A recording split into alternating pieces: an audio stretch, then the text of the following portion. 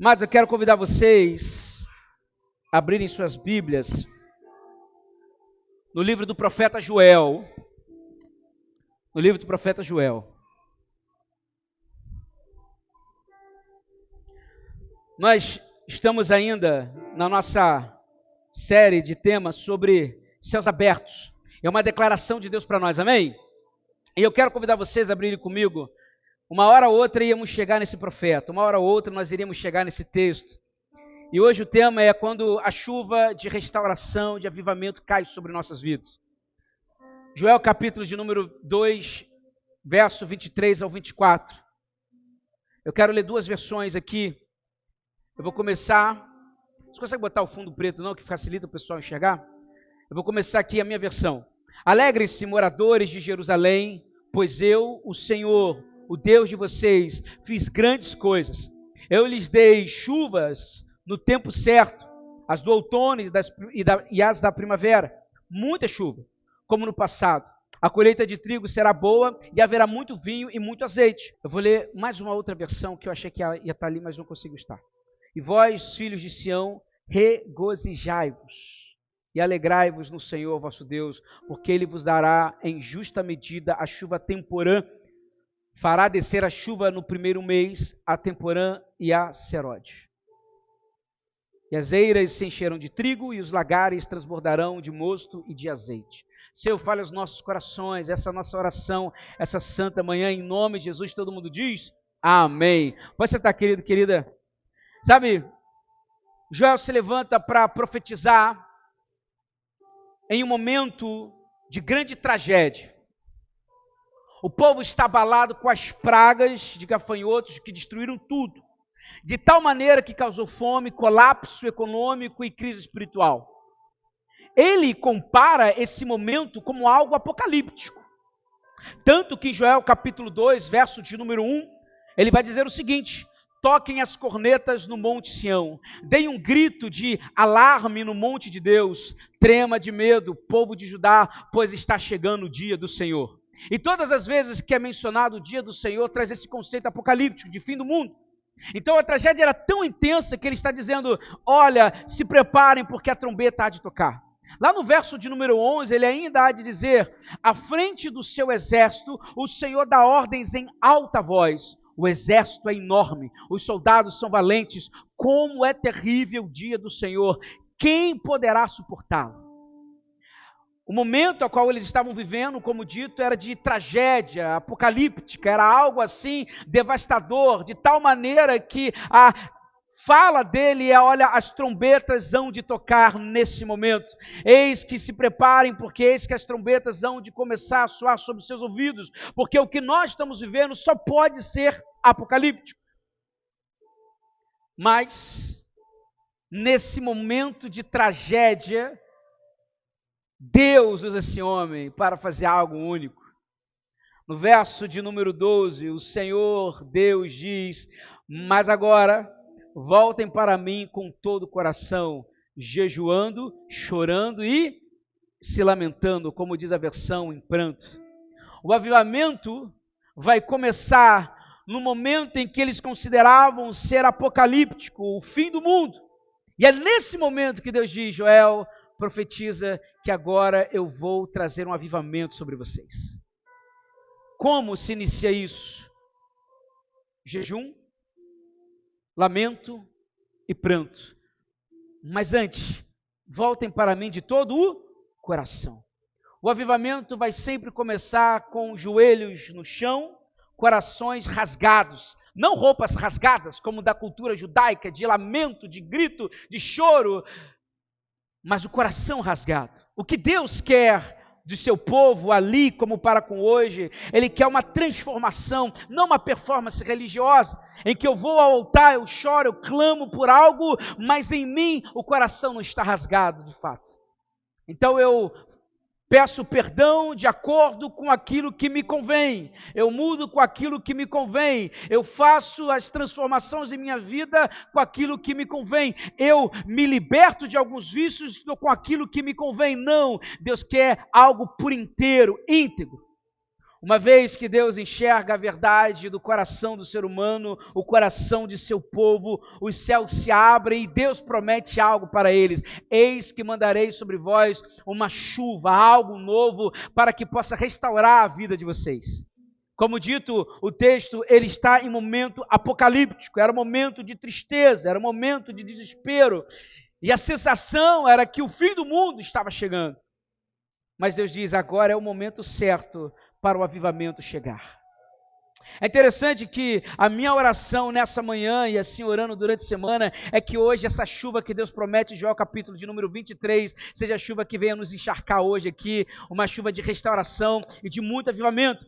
Só que para isso eu quero conversar com vocês sobre algo importante. Existem 4 coisas que no verso 23 de Joel capítulo 2 vai apresentar para nós. Eu preciso apresentar para nós e trabalharmos, aplicar algumas dessas coisas. A primeira coisa é que o céu se abre trazendo chuva de avivamento, de restauração, quando há um coração arrependido. Diante do contexto apocalíptico, então, de Joel capítulo 2, ele vai convocar todos. Não é um convite, é uma convocação para um jejum coletivo. E na cultura judaica, isso era chamado de Yom Kippur, o dia da expiação, em que todo mundo, aonde estivesse, estariam em momento de jejum e oração. É um momento de quebrantamento. Mas permita, se você estiver com a sua Bíblia aberta, 3 livros adiante, nós vamos encontrar um homem chamado Jonas. Jonas, com muita má vontade, começa a pregar para a cidade de Nínive, pregando um estado apocalíptico. Olha, se vocês não ouvirem a mensagem de Deus, daqui a 40 dias virá um fogo sobre a cidade. Eu estou falando dessa forma, mas Jonas, com a má vontade, andava na praça. Deus mandou avisar aí que se vocês não se converterem em 40 dias, vocês vão morrer. Aí ele ia para outra praça. Deus mandou avisar aí, mas eles ouviram aquilo, eles foram tomados de um tamanho temor, de tanto medo, como diz Jonas capítulo 3, verso 4, dentro de 40 dias Nínive será destruído. E quase 120 mil ninivitas, quando ouviram aquilo, o que eles fizeram? Verso de número 5 e 10 de Jonas capítulo 3, então os moradores de Nínive creram em Deus e resolveram que cada um devia jejuar. Foi um censo individual que se tornou um censo comum. E todos, desde os mais importantes até os mais humildes, vestiram roupa feita de pano grosseiro a fim de mostrar que estavam arrependidos. Quando o rei de Nínive soube disso, levantou-se do trono, tirou o manto, vestiu uma roupa feita de pano grosseiro e sentou-se sobre cinzas. Ele ficou sabendo porque ele percebia que o povo estava diferente. Olha, não tem gente comendo, não tem gente. Mas o que está acontecendo? Eles estão de jejum. Por quê? Porque um profeta aí está dizendo que o fim está próximo. Nós temos 40 dias para nós fazermos alguma coisa. Então, diante disso, o verso de número 7, mandou também anunciar ao povo da cidade o seguinte: esta é uma ordem do rei e dos seus ministros. Ninguém pode comer nada. Todas as pessoas e também os animais, o gado e as ovelhas estão proibidas de comer e beber. Até os animais eles botaram para jejuar. Que todas as pessoas e animais vistam roupas feitas de pano grosseiro. Que cada pessoa ore a Deus com fervor e abandone os maus caminhos e as suas maldades. Talvez assim Deus mude de ideia. Talvez o seu furor passe e assim não morreremos. Verso 10, você pode ler bem alto. O que diz? 1, 2, 3 e... tendo...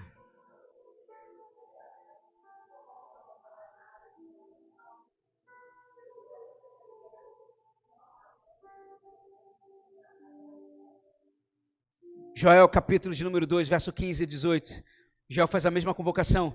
Tocai a trombeta em Sião, santificai um jejum, convocai uma assembleia solene, congregai o povo, santificai a congregação, chorem os sacerdotes, ministros do Senhor, entre o alpendre e o altar, e digam: poupa o teu povo, ó Senhor, e não entregues a tua herança ao opróbrio, para que os gentios o dominem, porque diriam entre os povos: onde está o seu Deus? Verso 18, então o Senhor se mostrou zeloso da sua terra e compadeceu-se do seu povo. Tanto os judeus com Joel, tanto os ninivitas em Jonas, todos eles buscaram quebrantamento. E não mais tem a ver com quem crê em Deus ou não, mas tem a ver unicamente com o temor que é tomado o meu coração, com o desespero que é tomado o meu coração. É bem comum você encontrar mais facilidade dos ninivitas se converterem, se arrependerem, do que um judeu radical. A qual os judeus diziam que eles não eram dignos da graça. Não é à toa que Jonas tem uma má vontade de ir lá, porque ele disse, não vou falar sobre isso, porque eu sei que se eles se arrependerem, o Senhor é tão bom que há de perdoá-los. Mas nós queremos a sua graça somente para nós judeus. Nós já conhecemos a história.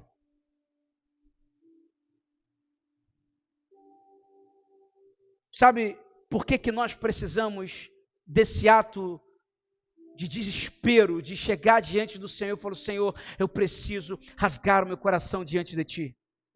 Por que os ninivitas e os judeus entenderam que era de urgência entregar o coração, jejuar, ter momentos de pranto diante do Senhor? Por quê? Simples, porque o bem que eu quero, esse eu não faço. E o mal que eu não quero, eu acabo...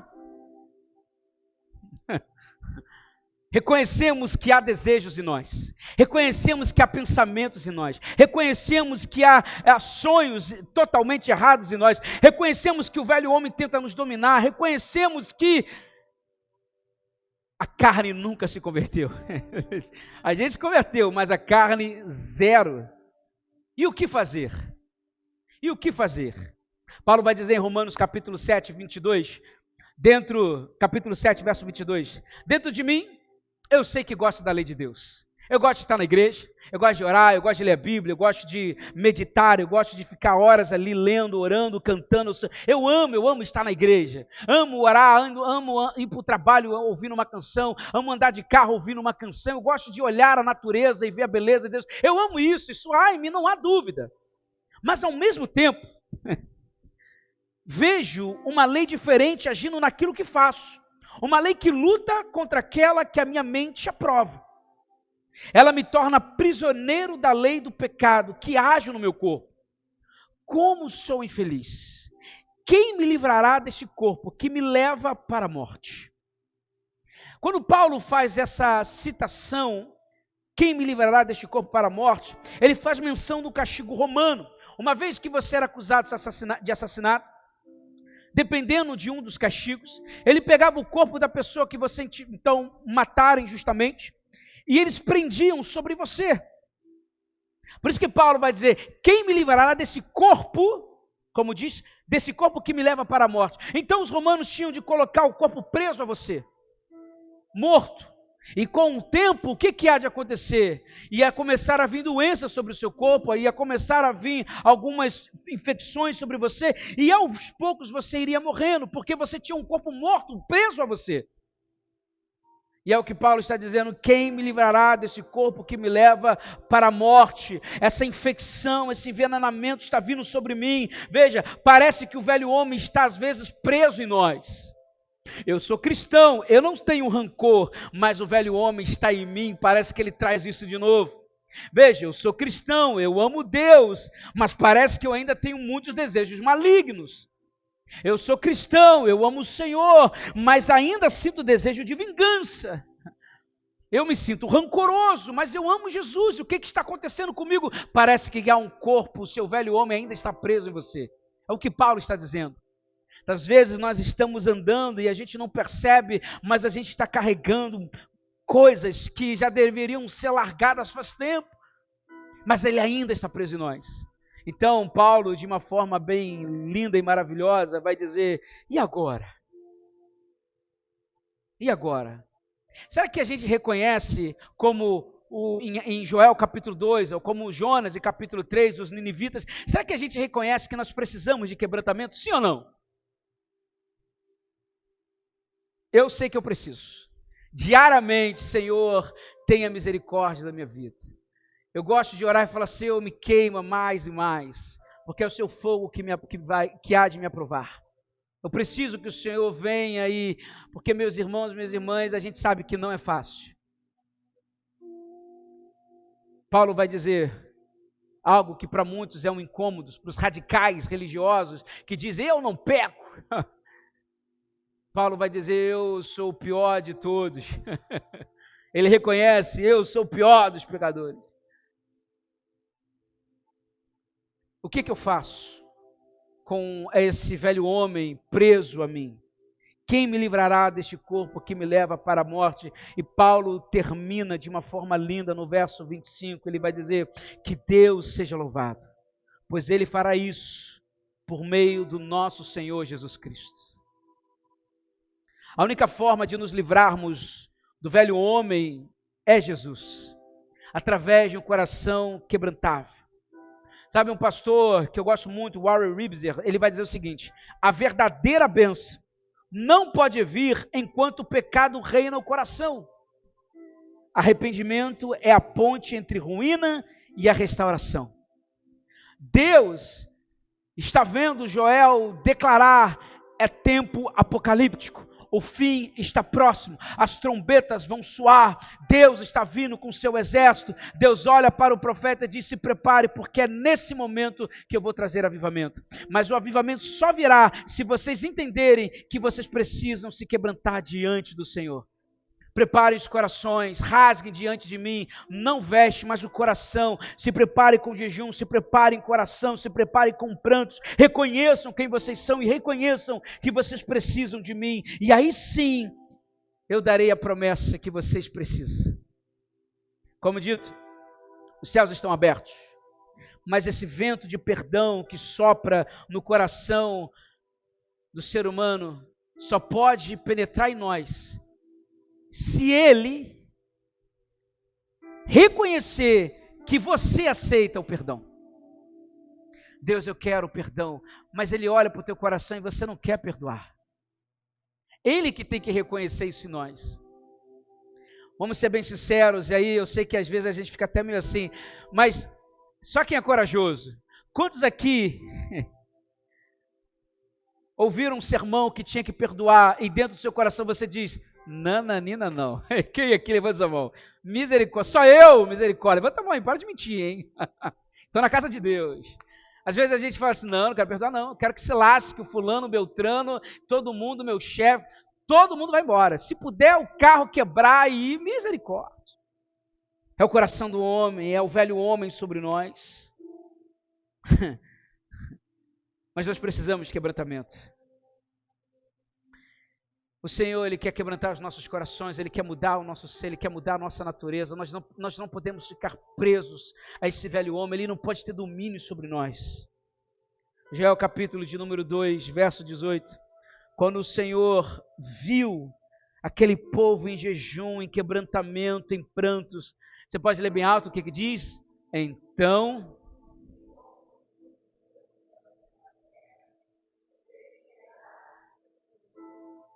assim como os ninivitas, assim como os homens de Deus, as mulheres de Deus, em Joel capítulo 2, eu tenho certeza que Deus olha do alto e vê sobre nós uma graça maravilhosa, porque eu e você decidimos rasgar o coração, entregar ao Senhor e dizer: Senhor, eu reconheço que eu preciso de mudança.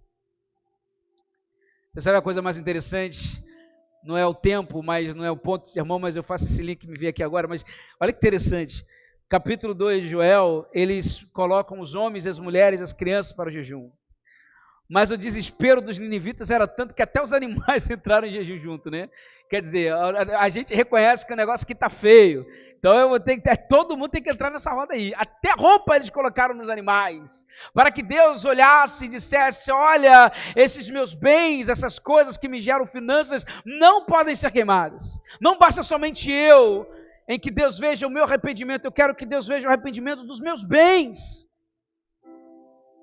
Eu não sei qual é o grau que você está, se talvez, não pastor, minha casa é tranquila, eu sou fiel ao Senhor, a minha casa nós honramos o Senhor, mas eu conheço que dentro de mim tem coisas que precisam ser mudadas. Então talvez seja o número 1, a opção de Joel capítulo 2, mas talvez se você disser: não pastor, nem as minhas finanças, nem meu casamento, nem minha casa é um pé de guerra. Então meu amigo, põe todo mundo para jejuar, para orar, para clamar, porque nós precisamos que Deus olhe do alto, como diz o texto, e vê o zelo do Senhor sobre nós.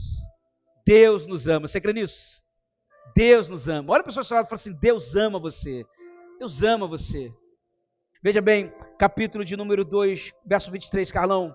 Diante de corações quebrantados, Deus abre o céu e diz: e vós, filhos de Sião, Regozijai-vos e alegrai-vos no Senhor vosso Deus, porque Ele vos dará em justa medida a chuva temporã, fará descer a chuva no primeiro mês, a temporã e a seródia. Preste atenção, nós estamos falando de dois tipos aqui. A chuva, como alguns textos já vão apresentar, que é a chuva que cai no outono, que é a temporã, e a seródia que cai na primavera. Então, Deus está falando o seguinte: olha, eu vou lançar essas duas chuvas para você. E nós estamos falando de algo crucial para quem vive da agricultura, como o povo judeu, povo israelita, vivem da agricultura, tanto para com os animais e para tudo com adiante.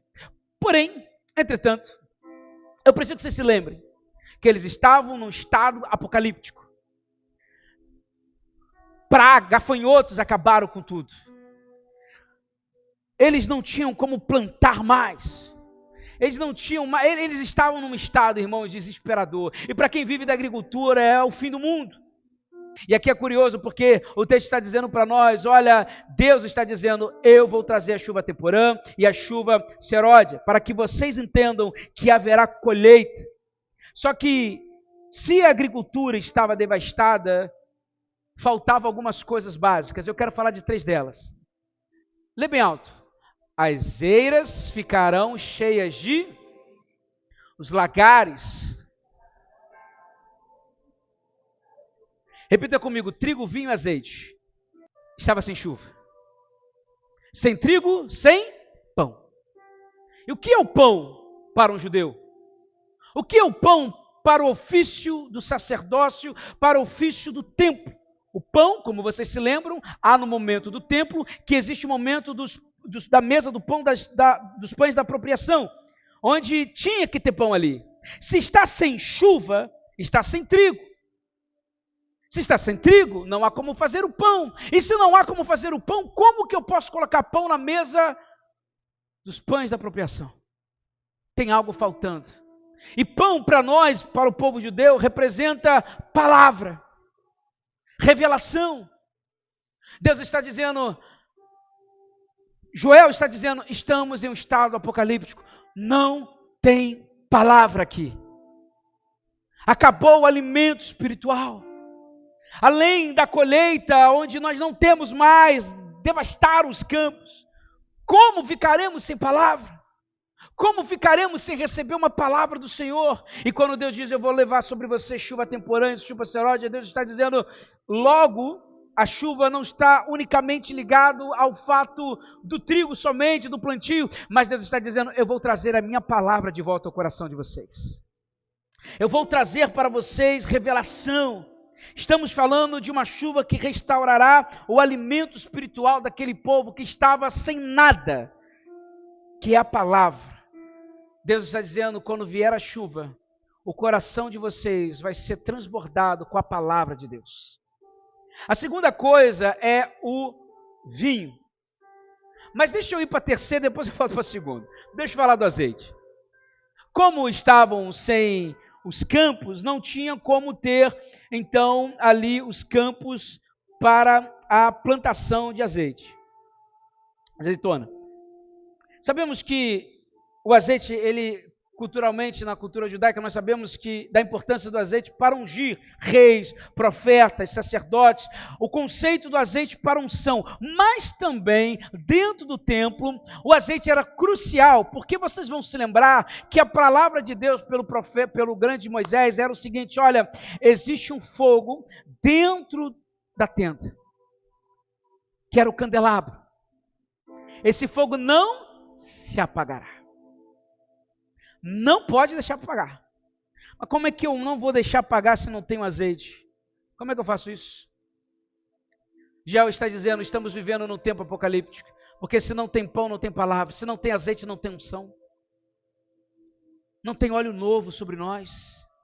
Não há fogo de Deus sobre nós. Os corações estão opacos do Senhor. Não há alegria, não há vontade de ler, não há vontade de orar. Nós perdemos isso. E quando Deus então está dizendo que Ele vai trazer chuva, não é somente uma chuva temporã e seródia, estamos falando de uma chuva de avivamento, onde Deus vai dar uma unção fresca sobre ele, onde o fogo jamais será apagado. Deus está dizendo, vocês vão receber chuva, porque vocês estão sem óleo, sem unção dentro da casa de Deus, vocês estão sem o fogo de Deus sobre a vida de vocês, por isso eu irei fazer chover, para que o fogo nunca mais se apague sobre vocês. E agora o vinho. E nós sabemos que o vinho representa alegria. E os judeus tinham 7 festas, sendo que as 6 festas deles é muita bebida. Tinha que beber, alegria, o simbolismo de alegria. Acontece que, se não há chuva, não há vinhedo. Se não há chuva, o que há de fazer? O que é celebrar uma festa judaica sem alegria? Deus está dizendo, vocês precisam de alegria. E Joel está dizendo, estamos no estado apocalíptico, porque nós estamos sem palavra, nós estamos sem um azeite, e agora não há alegria no nosso povo. Só pode ser um estado apocalíptico. É o fim do mundo. Onde se viu um povo de Deus não ter palavra, não ter unção e não ter alegria? Deus está voltando. Deus vai acabar com tudo. Porque o povo dele não pode ficar sem esses 3 pontos básicos. Porque nós somos movidos por uma fé, por uma palavra, nós nos movemos por palavra, nós nos movemos pela unção de Deus, e a alegria está sobre todos os crentes. Se não há isso em nós, tem algo errado. Corra para se quebrantar, porque tem alguma coisa errada. No capítulo de número 30, o salmista vai dizer no verso 11, que a chuva de Deus vem e ela transforma algo. Tu mudaste meu choro em dança alegre. Afastaste de mim a tristeza, me cercaste de alegria. Eu creio em nome de Jesus que a chuva do Senhor vai trazer para nós palavra de unção, vai trazer unção do Senhor e vai trazer alegria sobre nós. Porque essa chuva, ela muda isso, ela restaura, ela muda o pranto, ela muda a realidade que a gente vive. E é o que Joel está dizendo, nós precisamos urgentemente nos quebrantar, porque não faz sentido um crente, um homem, uma mulher de Deus, o povo de Deus, viver sem palavra, sem unção e sem alegria. E quando Deus reconhece que eles entendem isso, Deus vai dizer, agora que eu vou dar avivamento sobre eles.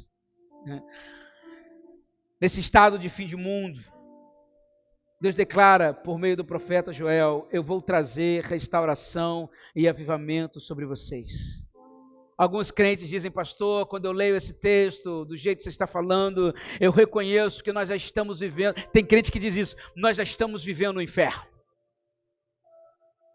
Talvez você que não tem alegria na sua casa, não tem alegria na sua vida, talvez você que não tenha a unção do Senhor, o fogo de Deus não queime em você. Talvez você que não tenha a palavra do Senhor como fonte de vida.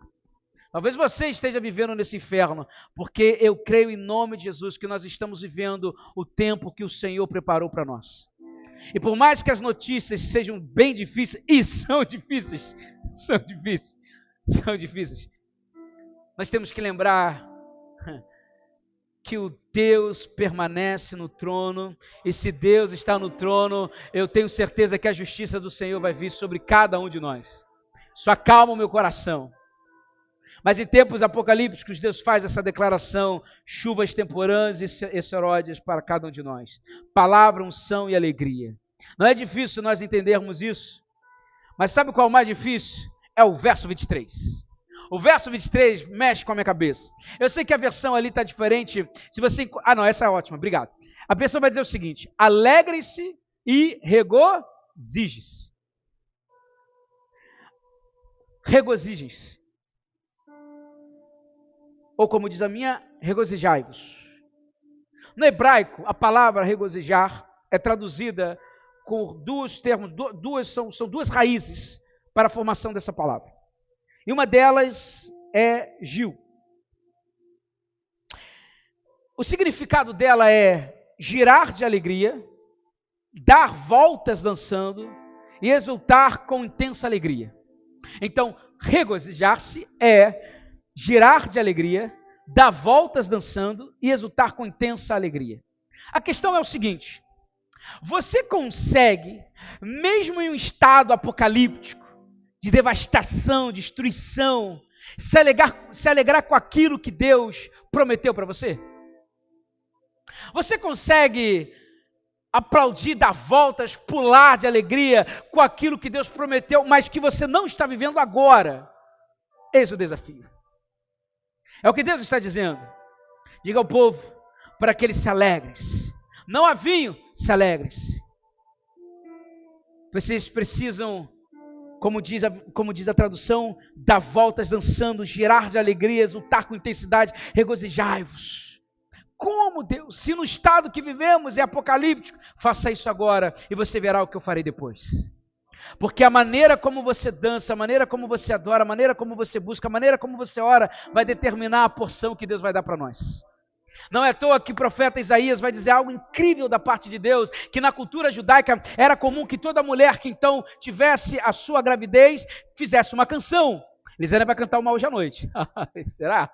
Veja, cada mulher que está grávida canta uma canção para Deus.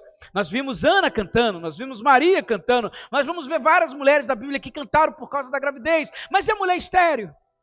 Ela não canta. É algo que está preso aqui, na garganta delas. É um cântico que elas não vem a hora de poderem entoar, mas elas não podem cantar.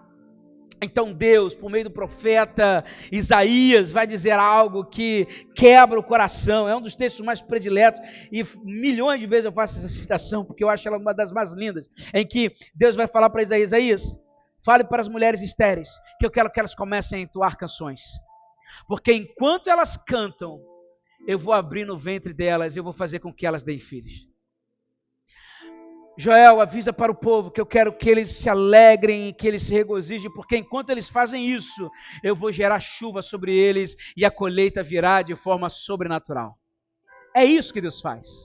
Deus tem disso, Ele move com a gente. Por isso, eu quero convidar você a olhar as áreas da sua vida que talvez estejam devastadas, destruída, quebrada, relacionamentos destruídos, sonhos abandonados, projetos que você nem acredita que dá mais para vivê-lo.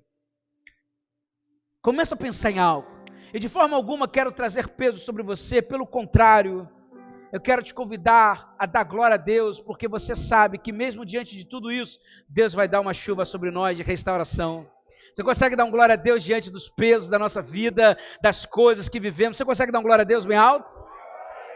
Essa é a exultação, esse é o chamado de Deus. Olha, eu preciso que vocês compreendam. Deem glória a Deus. Quanto maior a sua dança, quanto maior a sua expressão de gratidão, de confiança a Ele, maior será a sua colheita. Verso 24, a colheita de trigo será boa, haverá muito vinho e muito azeite. Muita palavra, muita unção e muita alegria. Profetiza sobre a vida da sua pessoa do seu lado assim: declara sobre a sua vida muita palavra, muita unção e muita alegria. Amém? Declare isso, muita palavra, muita unção e muita alegria.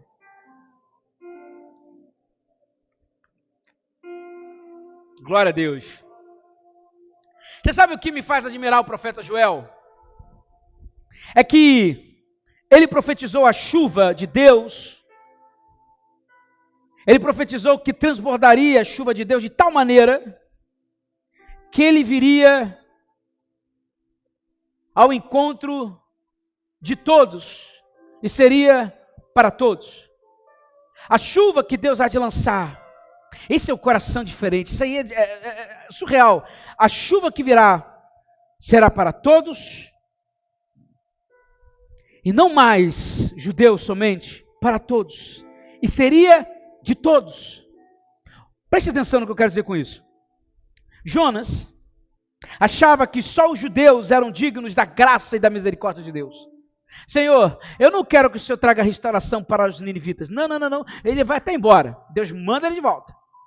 O Uber de Jonas é a baleia, né? Ele está fora do lugar e Deus volta para lá. Ele usa a baleia para trazer ele de volta para o local que ele nunca deveria ter saído. Ele vai lá, começa a pregar com a má vontade, mas Deus começa a trazer chuvas de restauração sobre a cidade de Nínive e ele fica indignado. Diferente de Jonas, Joel disse: essa chuva virá sobre todos. E todos eles alcançarão as bênçãos que virão sobre ela. Jonas não, É só para nós. Só para nós. Eu acho que a maior ironia para mim do texto de Jonas é que ele não tem um fim. Termina com ensinamento e não tem um fim, dizendo, e Jonas voltou a ser um profeta melhor, ou Jonas reconheceu e começou, não tem nada disso. Deixa um mistério no ar. A gente sabe que no Antigo Testamento o Espírito era dado somente para os reis, para os profetas e para os sacerdotes. Mas Joel conseguiu ver algo fora da caixinha. Eu sei que o ensinamento que eu recebi desde criança é que a unção é só para um grupo de pessoas. Mas o meu Deus é muito maior do que eu imagino. E a unção que Ele vai dar vai ser para todo mundo. Ele ainda tem a percepção de profetizar algo além do seu tempo. Vai ser para servos e servas, jovens e velhos, eles estariam debaixo do derramamento do avivamento do Senhor, de tal maneira que quando o Espírito Santo desce em Pedro, quem que ele cita? Joel, capítulo de número 2.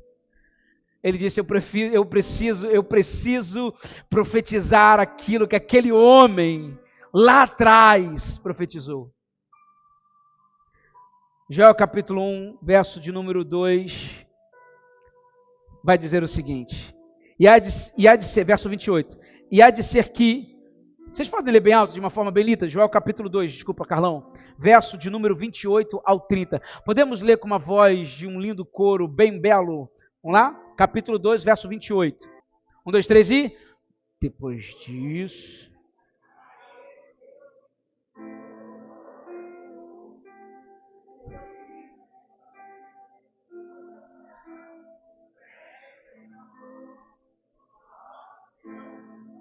quantos creem nisso? Nós vamos pregar isso hoje à noite, mas permita-me ir ainda um pouco mais. Vai no verso 30, Verso 30. Mostrarei prodígios no céu e na terra, sangue, fogo e nuvens de fumaça, terror, medo. Verso 31. O sol se tornará em trevas e a lua em sangue, antes que venha o grande e temível dia do Senhor. Adiante. E todo aquele que invocar o nome do Senhor será o quê? Salvo. Pois conforme prometeu o Senhor no Monte Sião e em Jerusalém haverá livramento. Até mesmo entre os sobreviventes, aqueles a quem o Senhor chamar. Eis que o profeta Joel tem uma mentalidade totalmente diferente. Infelizmente, nós gostamos de lembrar de Jonas, mas temos comportamentos parecidos. Pastor, quem vai ser salvo é só quem vem à igreja. O bêbado lá já está lascado. A prostituta já está lascada. O fulano que usa drogas já está lascado. E misericórdia. Essa é uma mentalidade de Jonas. Mas a mentalidade de Joel é dizer, Senhor, eu creio que aquela mulher que está vivendo de prostituição, ela vai se converter. E ela vai se converter e vai mudar muito a vida de muitas mulheres que estão no mesmo ofício dela. Eu creio que aquele homem, a gente sabe, gente, quando a igreja fica... A gente pode fazer milhões de pregações, pode vir o melhor pregador do mundo aqui. Mas um testemunho de uma pessoa que era viciada em drogas, se converteu e está em Cristo, é muito mais impactante. Isso é uma verdade que queima no meu coração. Testemunho impulsionam a gente. De forma alguma negar a palavra, que era crucial, mas existem testemunhos que a gente ouve e fala, meu Deus do céu. A gente cai em prantos. Olhem para a nossa nação, olhem para as notícias do mundo, olhem o que nós estamos vivendo. De fato, parece ser bem apocalíptico. Devastação, roubo, destruição, mas são nesses momentos que Deus levanta homens e mulheres, como diz verso 12, que voltam seu coração ao Senhor, jejuando, chorando e orando, se lamentando, para dizer, Senhor, eu preciso que o Senhor venha, me traga cura, me traga perdão, porque senão misericórdia, a gente não dá para viver. Eu reconheço que eu sou levado a raiva, ira, ódio, quando eu vejo determinadas coisas. Quando nós nos colocamos em quebrantamento, ao fazermos isso, os céus se abrem, uma chuva temporã e seródia, uma chuva de restauração e avivamento começa a vir sobre nós. E nós começamos a dar glória a Deus, mesmo diante de momentos difíceis. Por quê? Porque cremos que o Senhor vai trazer a resposta para nós. Então eu quero declarar nessa manhã, que Deus está derramando chuva sobre nós. Quero declarar sobre a sua vida que Deus está derramando uma palavra sobre a sua vida, derramando unção sobre você e de uma forma muito especial, muita alegria sobre nós. Muita alegria. Eu quero convidar você a se colocar de pé. Vamos orar juntos em nome de Jesus. Senhor, nessa maravilhosa manhã, Pai, nós declaramos a Ti, Senhor, que nós nos colocamos, Senhor, com o nosso coração assim, tomado de sentimentos apocalípticos, quando nós olhamos os jornais, quando nós olhamos as notícias, quando nós olhamos as coisas que acontecem, parece uma destruição, parece que o fim está próximo. Mas, Senhor, nessa manhã nós queremos dizer a Ti, que nós precisamos nos ajoelhar, nos quebrantar, orar desesperadamente. Assim, Senhor, como o texto conta, os ninivitas começaram entre eles, e depois o rei ficou sabendo e colocou todo mundo por baixo de um decreto para jejuarem. Começa por nós, Senhor, como homens e mulheres do Senhor, e nós cremos que o movimento de oração há de chegar aos poderosos, e ali eles também serão obrigados, Senhor, a reconhecer que somente o Senhor é o único Senhor e Salvador. Somente eles vão reconhecer que Deus é soberano, está no trono. Nós reconhecemos isso, Senhor, e como ato de homens e mulheres de Deus que creem em Ti, nós queremos Te pedir perdão, Senhor, pelos nossos pecados. Perdoa-nos, Senhor, por aquilo que temos feito que desagrada a Ti. Nos perdoa, Senhor, pelas iras que nós carregamos. Nos perdoa, Senhor, porque de fato vemos notícias e às vezes nós ficamos enfurecidos. Talvez, Senhor, mágoas que guardamos, rancores, Senhor, situações que nós não devemos sentir. Tira-nos, Senhor, nos livra desse corpo, dessa morte, Senhor. Nós não queremos carregar esse velho homem sobre nós, permitindo que ele venha nos envenenar, nos contaminar com o ódio que nós tínhamos antes. Nós somos crentes, nós te amamos, isso não pertence a nós. Nós somos homens e mulheres cheios do Teu Santo Espírito, e nós não podemos permitir, Senhor, de forma alguma que isso domine sobre a gente. Por isso nós oramos nessa manhã dizendo: Senhor, derrama sobre nós a sua chuva de restauração, restaura nossas casas, Senhor. Talvez as nossas casas estejam num estado apocalíptico, talvez as nossas finanças, o nosso trabalho, uma situação devastadora, notícias que nos desanimam, mas nós cremos que a chuva do Senhor vai trazer restauração sobre nós, avivamento sobre nós. Nós cremos que o Senhor vai mudar a relação entre os filhos, a relação dos filhos para com os pais. É uma profecia Tua, Senhor, por isso que cremos em nome de Jesus, que nós iremos nos molhar nessa chuva maravilhosa, Senhor. Pai, de forma alguma nós não queremos levantar um guarda-chuva de religiões e pensamentos e conceitos, e não nos permitimos encharcar diante da Tua unção, da Tua palavra, da bênção que o Senhor tem para nós, da alegria que o Senhor derrama sobre nós. Então nessa manhã, Pai, nós declaramos em nome de Jesus, que nós declaramos restauração sobre nossa casa. Estenda a sua mão, comece a orar pela sua casa nesse momento. Declare restauração, declare avivamento, declare fogo de Deus. Senhor, eu declaro que Teus anjos estão acampados na nossa casa. Eu declaro, Senhor, os Seus anjos sobre o nosso trabalho. Eu declaro os Seus anjos sobre a nossa igreja. Eu declaro os Seus anjos, Senhor, movendo sobre nós. Pai, em nome de Jesus, restauração. Restaura o casamento dos pais, Senhor. Restaura a relação dos nossos filhos. Restaura a nossa relação, Senhor. Nós precisamos disso, Pai. Pai, restaura as relações dos nossos para contigo, Senhor. Pai, os filhos estão distantes, a esposa, o marido, mas nós cremos em nome de Jesus, que nós, como profeta Joel, Senhor, movidos pelo Teu coração, nós declaramos em nome de Jesus restauração, paz, alegria sobre nós, unção sobre nós, palavra do Senhor sobre nós, e não importa o estado apocalíptico que estivermos, nós cremos que o Senhor fará coisas maravilhosas. Essa é a nossa oração, porque cremos no Seu grande e poderoso amor. Assim dizemos e todo mundo diz: amém.